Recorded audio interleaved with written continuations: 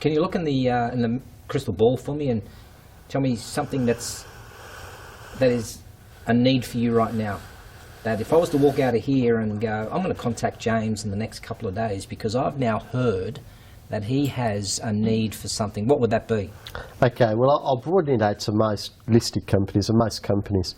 If you say to the CEO, what keeps you awake at night? Typically they'll say, I want to increase revenue, I want to reduce operating costs, I want to have an engaged workforce, and I want to make sure people are safe. You know, that's business. You know, that's ultimately what you're there to do. Yeah. So we're always looking for companies that can really understand that and to come to us and help with that. If it's linked to any of those key themes, that's a good start. Any business is looking to generate revenue, to reduce operating costs, to keep their staff engaged and retained in the business, and to make sure that everything's done safely. Yeah. I don't think that'll ever change. And for a listed company, you know, it certainly won't. But, you know, for the majority of privately owned companies as well, even not-for-profits, well, they're not for loss. Yeah. So I think that's fairly key. I think James has hit on a really important thing here, and that is the language that we use when we have conversations with clients. And I think it's fair to say that in that sort of wider L&D space, you know, somebody like James and myself, we'll have a conversation where the language we're using is very clear to and familiar to each other. You know, we'll talk about things like engagement levels and transfer of learning to behaviour and competency frameworks and all these other things that are meaningful to us in terms of what we're trying to achieve.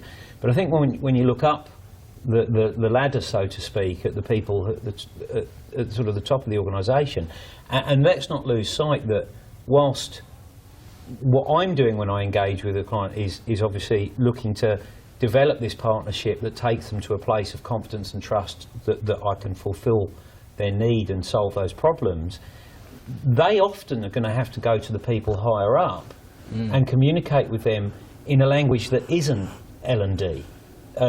It's a language that all of a sudden changes, and it's a very common problem. I see it a lot, where they might go to the CFO, CEO, whoever, and say, well, look at this fantastic, you know, we're mindful of all these things that they want to do.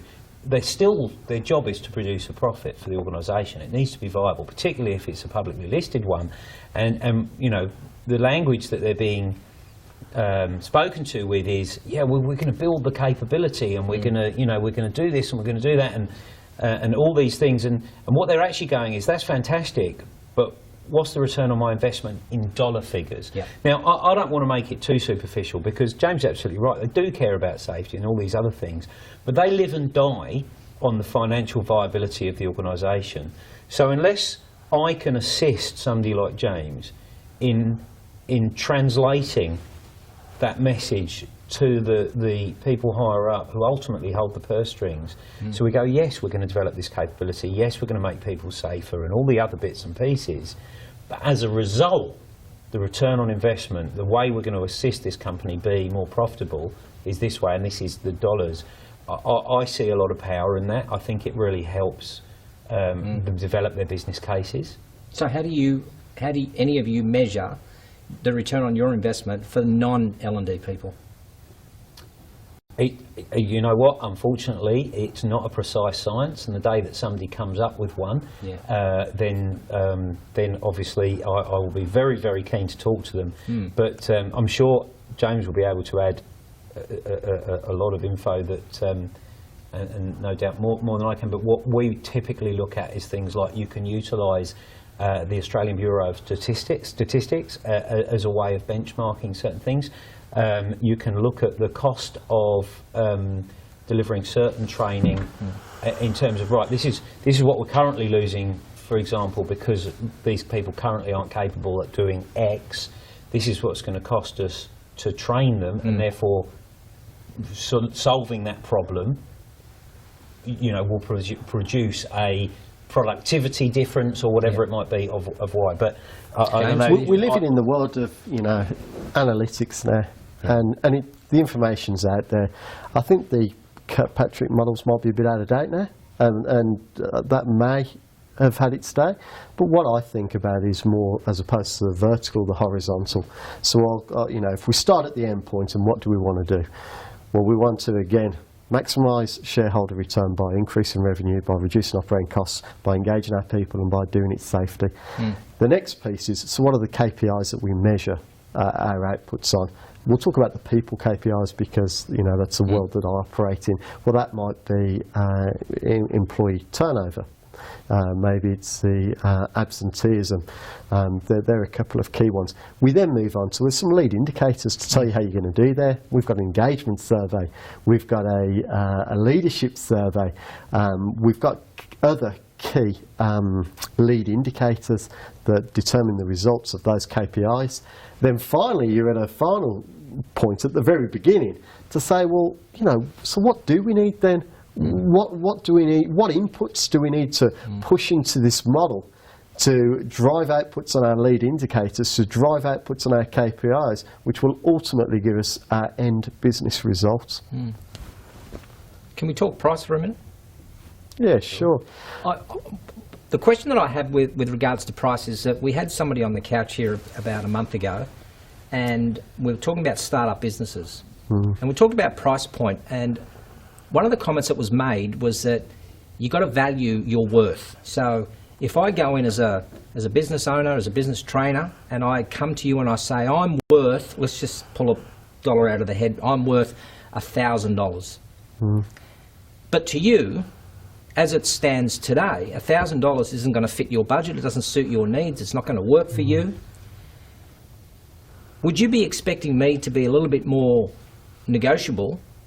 Or do you think I should move? Or do you think I should just stay because I think I'm worth $1,000 and that's what I'm worth? Yeah, okay. Well, I'll take that to begin with, if you like. I think the dollar value, I think it's a great question, we'll talk about it, but I think it's a bit of a red herring, and I'll come on to that in a moment. So I remember the days when, you'd pay $2,500 or $3,000 for a day's facilitation. I think what's happened is that those days are going away, and that's typically because they're not the problems that companies are having, and some companies want to move away from 100% days of facilitation. They might want some executive coaching, some online, they might want bits. It's still definitely got its place, but if that is your business model, it's 100%. I think a lot of businesses have either disappeared, or because there's more of a scarcity of work, that's a reason to elevate the price. I think the reality is that whether we're talking about $500, $1,000, $1,500, that's really not the issue here. What it comes back to again is we've got 15 people in the classroom with a billable rate of X times 24 hours. That's a huge amount of money. That's the problem that we have. We want to provide exceptional development to our staff. We want to do it in a way that is the most conducive to their learning. But we've got to be conscious of that commercial piece as well. So I think that part is a bit important, but let's not get too hung up on that. If we actually tackle those problems, everything else will fall into place. And I think we're moving away as well from the days of do your job here and go and do your training over there. Right. It's all blended as well. It's all part of the same thing, and we want it in our workflows, and we want it seamlessly to flow through what we do. Well, you get a new iPhone, and where's the instruction manual? You probably don't need it because everything flows seamlessly into your day. Whether you use certain apps, whether you use your email, whether you use it as a phone, whether you use Twitter, like the feed that we have tonight, and that's really important. And again, that's something that needs to be considered. You look a lot at blended learning too, don't you? Absolutely, and I think increasingly one has to. I think, But just describe, maybe before you answer that, maybe just describe for the people who aren't really aware of what blended learning is, what is it? My view would be that it's utilising various other resources to create, ideally, the best possible solution not just in terms of the learning needs, in terms of what we're looking for in terms of outcomes, but in terms of things like, for example, removing people from a space for a particular period of time. Here in Australia we have a huge issue with geography, people having to FIFO in and out. So I certainly what we try to do is not necessarily always replace, although that does happen, but complement the face-to-face element of what we do. Now, like I say, there are times when we replace that altogether, but it's always looking to further improve the learning outcomes through things like apps, online, you know, whether it might be a virtual learning space, something as simple as Skype or Adobe Connect or something along those lines. But it's utilising various methods to get the best outcome, I think. You do the same? Yeah, I mean, there was a time when information flow wasn't particularly accessible. So in order to get some new information, typically you went to the library and did a bit of reading, didn't you? And back in those days, you know, a facilitator on more general topics, whether that's leadership, for example, could bring some foundational sort of base knowledge. I think those days are moving away because we've got so much at our fingertips. You can bring a lot to the table straight away. So where blended learning comes in from me, it's not about just offering a course that's self-paced and exactly the same course that's facilitator-led. It's about understanding the breakdown of that course and saying, well, actually, which components can we provide up front for some pre-reading?